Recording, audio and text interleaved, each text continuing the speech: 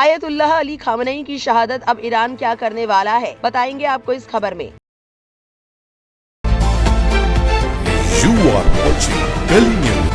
Ali Khamenei करीब 37 सालों तक ईरान के सुप्रीम लीडर रहे। 28 फरवरी को हुए अमेरिका और इजराइल के हमलों में उनके शहीद होने की खबर सामने आई। इन हमलों में उनके खानदान के कई अफराद और ईरान के इस्लामी निजाम के कई सीनियर रहनुमा भी हलाक हुए। उनकी शहादत की इत्तला सबसे पहले डोनाल्ड ट्रंप ने दी और बाद में ईरान के सरकारी टेलीविजन ने भी इसकी तस्दीक कर दी। 86 साल के खामनेई दुनिया के सबसे लंबे अरसे तक हुकूमत करने वाले रहनुमाओं में शुमार होते थे। 1979 की इस्लामी इंकलाब के बाद ईरान में अब तक सिर्फ 2 सुप्रीम लीडर हुए हैं, रूहुल्लाह खामनेई और अली खामनेई।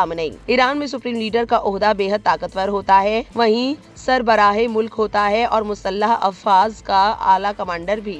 इसमें ईरान की खास फौजी तंजीम इस्लामिक रिवॉल्यूशनरी गार्ड कॉर्प्स भी शामिल हैं। खामनेई के इंतकाल के बाद सबसे बड़ा सवाल ये है कि अब उनका जाननशीन कौन होगा और ईरान के लिए आगे की राह क्या होगी। अमेरिका और इजराइल के हमलों के बाद IRGC का एक बयान सामने आया जिसमें उसने वार्निंग दी कि वो अमेरिकी अड्डों और इजराइल पर हमला करेगा। इसके जवाब में ट्रंप ने कहा कि अगर ऐसा हुआ तो अमेरिका सख्त पलटवार करेगा। सामरिक मामलात के जानकार ब्रह्म चेलानी ने इस ताज़ा सूरत हाल पर लिखा कि मध्य पूर्व की सियासत में चाहे सुन्नी हो या शिया, इंतकाम की जज्बा बहुत गहरा होता है। उनका कहना है कि खामनेई की हलाकत ने हालात को और पेचीदा बना दिया है। उन्होंने लिखा कि शिया सियासी कल्चर में अगर किसी आला रहनुमा को बाहरी ताकतों की तरफ से कत्ल किया जाता है तो उसे फौरन करबला और इमाम हुसैन की शहादत से जोड़ा जाता है। यानी जो वाकया आमतौर पर एक लीडर को खत्म करने की कार्रवाई समझा जाता, उसे अब मुकद्दस कुर्बानी के तौर पर पेश किया जा रहा है। 40 दिन के कौमी सोग का ऐलान करके और उनकी मौत को शहादत करार देकर हुकूमत मजलूमियत का नैरेटिव मजबूत कर रही है। गम को अवामी हिमायत में तब्दील करने की कोशिश की जा रही है।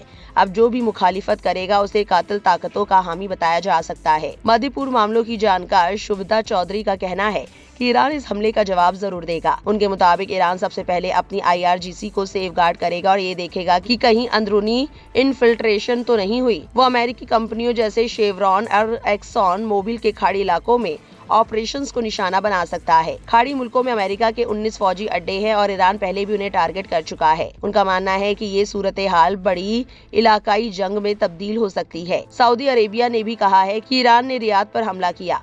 ईरान और सऊदी अरब अरसे से इलाकाई हरीफ रहे हैं। हालांकि 2023 में चीन की वसातत से दोनों के दरमियान सफारती ताल्लुकात बहाल हुए थे, लेकिन अब हालात फिर तनाव की तरफ जा सकते हैं। कुछ माहिरीन का कहना है कि सऊदी अरब खुले तौर पर भले ही एहतियात की बात करे, मगर बैकडोर चैनल से अमेरिका से राब्ता भी रख सकता है। साथ ही ये भी कहा जा रहा है कि सऊदी हुकूमत फौरन कोई सख्त कदम नहीं उठाएगी, क्योंकि उसके अपने मुल्क में भी शिया आबादी मौजूद है। Indian council of world affairs के फेलो फज्जुर रहमान सिद्दीकी का कहना है कि इस हमले के साथ ही अमेरिका और इजराइल ने ईरान के साथ चल रही बातचीत दरवाजे बंद कर दिए हैं। उनके मुताबिक ये सिर्फ एक सियासी कत्ल नहीं बल्कि एक पूरी शिया इंकलाबी सोच और ईरान की सियासी बुनियाद के निशान पर हमला है। अब ईरान के पास पीछे हटने की गुंजाइश कम है। ईरान जिन गिरोहों को एक्सिस ऑफ रेजिस्टेंस कहता है उनमें हमास, हजबुल्लाह और हौतिस शामिल है। माना जा रहा है कि इन गिरोहों को अब नई ताकत और आजादी मिल सकती है और वे पूरे खिते में फिर से सरगर्म हो सकते हैं। इससे खाड़ी मुल्कों के इकोनॉमिक पावर के बावजूद उनकी सियासी पोजीशन कमजोर पड़ सकती है, क्योंकि जंग की सूरत में वे उसकी जद में आएंगे। खामनेई अपने पीछे एक पेचीदा विरासत छोड़ गए हैं। ईरान एक ऐसा मुल्क है जहाँ मजबूत मजहबी निजाम और ताकतवर अर्धसैनिक तंजीम का कंट्रोल रहा है। बाहर की दुनिया में अलग अलग सदर सुर्खियों में रहे,